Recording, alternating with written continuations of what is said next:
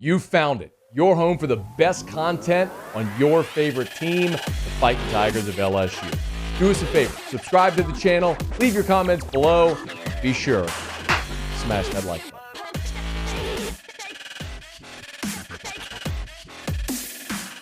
I'd love your thoughts on what happened with the Tigers quarterback situation. You and I talked about how to handle when you know you're going to play two, right? Well, what LSU chose to do is Max Johnson played the first two series, and then Garrett Nussmeier got the rest of the game. And didn't play great, but it was pretty clear they never thought about going back to Max. And now Ed Ogeron has said Max is still the starter. So, I don't know, man. From a quarterback's perspective, what do you think about the way they handle that situation? I don't mind playing both, as I said last week. I hate it, how you go about it. I hate the musical chairs. I do. I understand you want to get both some work. I mean, I don't know who they – I mean, obviously they feel Max Johnson still gives them the best chance to win, and that's fine. But, you know, first two series were just kind of blah, and so you put Nussmeier in. But you knew they were going to play him anyway, as we've talked about.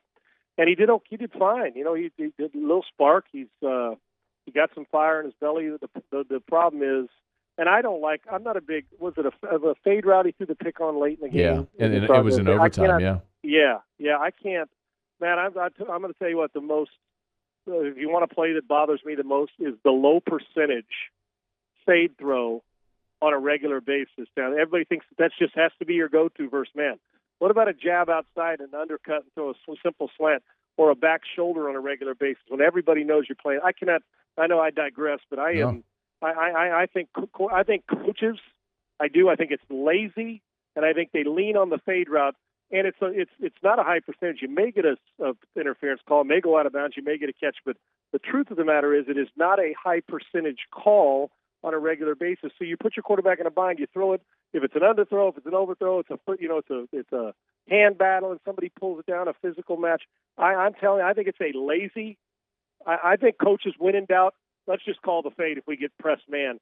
Why not stab him and duck underneath or something different? I understand when you go to it. It doesn't have to be the steady diet. But a pick there, and he threw a couple late that cost him, and you just can't do it. And especially when you're battling for the gig. But we got to cut him some slack.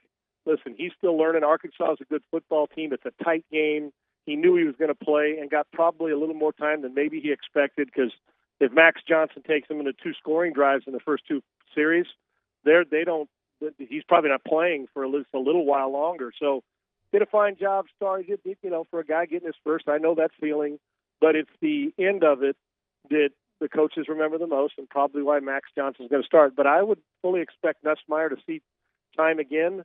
And if you know that you're in this situation, I know you want to get bowl eligible and do all that, finish strong. You still got A&M, and you want to head into spring, even though it'll be a new coaching staff. You would like one of these two to grab the job by the throat right now, and neither one of them are doing it, to be honest with you. But in fairness to Nussmeier, needs more work. And in fairness to Max, two series isn't enough to establish rhythm. And it's not just the quarterback, it's an entire football team. But this has been pretty par for the course for that position and offensively this year. That's absolutely true. The one other storyline that kind of emerged this week is about Garrett Nussmeier's dad, Doug. And Sean, in fairness, I said that it was a little bit of the headlines were unfair and quite honestly a bit lazy at times this week, where Ed Ogeron talked about speaking with Garrett Nussmeier and Doug Nussmeier about whether or not they wanted Garrett to redshirt or to play, which I think is totally fair. I don't know why you wouldn't have that conversation. But the narrative kind of became that Doug Nussmeier called the coach and made it basically demanded that his kid play. Which didn't happen, and Ed took exception to it in his press conference yesterday, and I don't blame him for doing so. What's your feeling on a parent, and with the context, obviously, you train a lot of high school quarterbacks, prospects, and different things like that, about a parent's involvement in that decision, whether or not the player is going to redshirt or play? I think the player's involvement is important. I mean, and the coach's involvement if the coach talks to him about it. And you always need to make the best. When you go to play team football like this, you got to make the best decision not only for the team first and then the individual when it comes to team. If the LSU says we don't want to redshirt him, we think he can play, well, it's a compliment.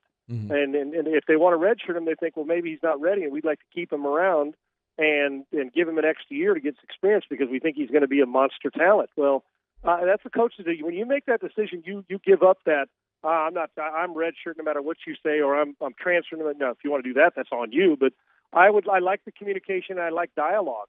If a coach wants to call the parent, fine. If you want to call Doug or you want to call whoever and say, hey, we don't really want to redshirt him. We're going to let him compete, or we'd like to redshirt him. What do you think? And I'll get the parent's opinion, and I'd get the player's opinion. But quite frankly, I hate when we sign him with a scholarship, I'm doing what's best for the team this year.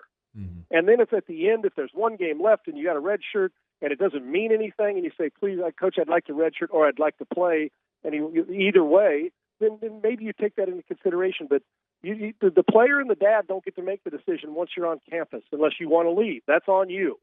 But I train quarterbacks all over. Let me tell you what I won't do. Once a parent hires me and pays me the money they pay me to train their kid, you don't get to come out there and coach your kid while I'm on the field. You come out there and listen. And I've had to tell someone, get a helicopter dad out there. Very first time I was training his kid, good player. He stood, and the guy who sent him to me said, Shawnee, you may have to quiet him down a little bit. I'm telling you, the kid's 4 throws in, and he's coaching him up about stuff and yelling at him. I said, listen, you hired me. If you don't want to hire me, no problem. We can walk off the field now. But you hired me, so you're either going to stand on the sidelines, or if you're going to sit back here, you're not going to talk.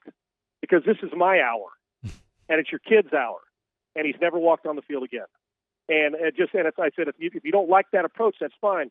You're going to have to be a helicopter somewhere else. And I laid it on the line with all of them that if that hour is ours. If you critique it, I'd love to hear you out here listening to the verbiage if you want. 95% of them stay away. They'll be on the side, or they'll drop them off, and then they'll talk to me after and evaluate. And in college, I don't ever agree. My dad would have never called the coach. I'm not saying Nuss did. I'm just saying in any situation. Right. Oh, you play my kid, or you redshirt my kid. Never. Don't threaten me. You want to threaten with a transfer? Okay. I'll help you pack. So no. The parent, don't call me. Don't call me on the phone.